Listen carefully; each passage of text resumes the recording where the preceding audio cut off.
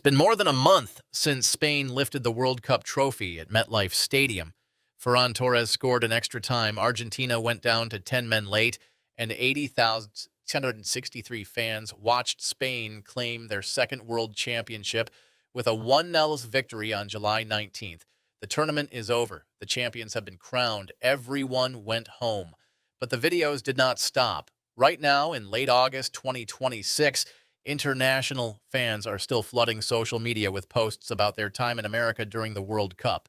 Not complaints, not criticism, longing. Genuine emotional nostalgia for a country many of them feared visiting just a few months ago. Videos keep dropping of visitors talking about the backyard BBQs they were invited to, the tailgates they joined, the strangers who welcomed them onto boats and around dinner tables. The sentiment has completely reversed, and the world is openly missing America. Let's break down how we got here, what these fans are saying, and why this moment matters more than you think. Before the 2026 World Cup kicked off, there were legitimate questions about whether the United States could host a welcoming international event. Immigration enforcement fears hung over the buildup. Travel concerns were everywhere. Security worries dominated the conversation. Prices were high. Political tension was real. International media coverage leaned skeptical. The narrative was not favorable. For many international visitors, the decision to come to America for the tournament required pushing past real anxiety. The version of the United States that had been sold to them through news coverage and social media was not exactly inviting. It was a version defined by division, danger, and hostility to outsiders. That was the expectation. Then they arrived, and what they found was so different from what they'd been told that it's still producing emotional reactions more than a month after the final whistle.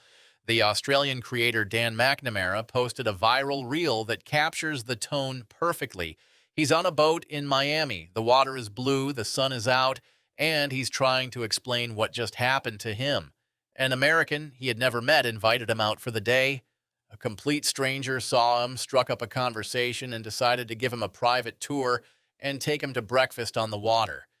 McNamara says he'd heard about American hospitality, but he didn't expect to experience it quite like this. The video has been viewed millions of times, and the comments are full of similar stories. Then there's the German soccer fan Sebastian Kraus, who came to the United States worried he might find the dangerous country he'd heard about on the news. Instead, he found something so different, so unexpectedly welcoming, that he broke down crying on NBC 10 Boston. The interview is stunning. He's visibly emotional, trying to find the words to explain how deeply moved he was by the kindness he experienced from Americans. He didn't expect it. He came prepared for something else entirely, and the gap between expectation and reality overwhelmed him. These are not isolated stories. The pattern is everywhere. International fans are posting about strangers inviting them to tailgates before matches, about families opening their homes, about conversations that lasted hours with people they'd just met, about a level of openness and generosity that contradicted everything they thought they knew about America.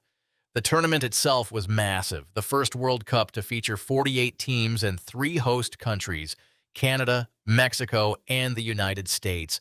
Matches were hosted in Atlanta, Boston, Dallas, Houston, Kansas City, Los Angeles, Miami, New York, and New Jersey, Philadelphia, Seattle, and the San Francisco Bay Area. Oxford Economics reported 1.24 million international visitors were expected for the tournament. That's 124 million people who came with a set of expectations shaped by years of international media coverage, and a significant number of them left with a completely different story to tell. Now, more than a month after the final, they're still telling it. The nostalgia is not fading. If anything, it's growing. The tone of the posts is unmistakable. These fans miss the America they experienced during the World Cup. They miss the version of the country that invited them in, fed them, showed them around, and treated them like friends instead of strangers. This is a complete reversal of the pre-tournament narrative. The skepticism and fear that defined the buildup has been replaced by genuine affection. And that shift is significant for reasons that go beyond just sports hospitality. First, it highlights the gap between perception and reality. International media coverage of the United States often focuses on conflict, division, and danger. That's the story that gets told, and for many people outside America, that story becomes the entire picture. What the World Cup did was force 1.24 million people to test that story against lived experience. And for a large number of them, the story didn't hold. The version of America they found on the ground in backyards and tailgates and on boats in Miami was not the version they'd been prepared for. It was warmer, more open, more generous. That disconnect is producing a wave of content that directly challenges the dominant international narrative about the United States. And that content is coming from credible sources, real visitors with real stories who have no reason to fabricate positive experiences. Second, this moment underscores the unique power of sports to create cultural exchange. The World Cup didn't just bring fans to America to watch matches. It created millions of micro-interactions between Americans and international visitors. Those interactions happened in bars, in stadiums, in parking lots, on public transit, in restaurants, and homes. Each one was an opportunity for a visitor to update their understanding of the country, and the cumulative effect of those millions of interactions is now playing out on social media. One emotional video at a time. The NFL International Games are coming up in September. The league has been pushing its global footprint aggressively with games in London, Munich, and other international cities. The logic is straightforward. Take American football to the world. But the World Cup showed something else. Bringing the world to America and letting them experience the country directly might be even more powerful. The NFL's international strategy is about exporting culture. The World Cup demonstrated the impact of importing visitors and letting them see for themselves. The timing of this nostalgia wave is also notable. It's late August. The tournament ended over a month ago. This is not the immediate post-event glow. This is sustained, ongoing affection. International fans are still processing what they experienced. They're still posting about it, still talking about it, still trying to explain to friends back home what America was actually like. That staying power suggests the impact of the tournament went deeper than just the matches.